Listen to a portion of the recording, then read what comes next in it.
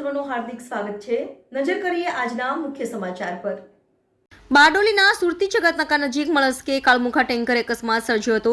ધુલિયા ચોકડી નજીકથી આવતા ટેન્કર ચાલકે બે હોમગાર્ડ જવાન પર ટેન્કર ફરી વળ્યું હતું, જેમાં એક હોમગાર્ડ જવાનનું મોત થયું હતું, જ્યારે અન્ય એક હોમગાર્ડ જવાનને ઇજાગ્રસ્ત હાલતમાં બારડોલી ખાતે ખાનગી હોસ્પિટલમાં ખસેડવામાં આવ્યો હતો। સુરત જિલ્લાના બારડોલીમાં આજે મહાશિવરાત્રી પર્વ ગોઝારો બન્યો હતો। મળસ્કે બારડોલીના સુરતી જગતનાકા નજીક બે હોમગાર્ડ જવાનો ફરજ બજાવી રહ્યા હતા।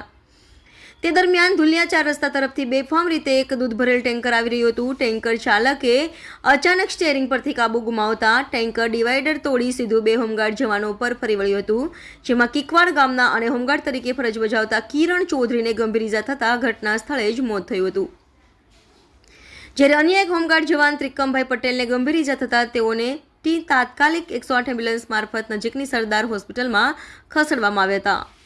અકસ્માત સમયે એક કાર પણ ઊભી હોય કારમાં પણ નુકસાન થયું હતું, જો કે કાર ચાલકનો બચાવ થયો હતો। બનાવ સંદર્ભે બારડોલી ટાઉન પોલીસ ઘટના સ્થળે પહોંચી ટેન્કર ચાલક વિરુદ્ધ ગુનો દાખલ કરી કાયદેસરની કાર્યવાહી કરાઈ હતી। રિપોર્ટર પ્રશાંત પટેલ, AB48 ન્યૂઝ, બારડોલી।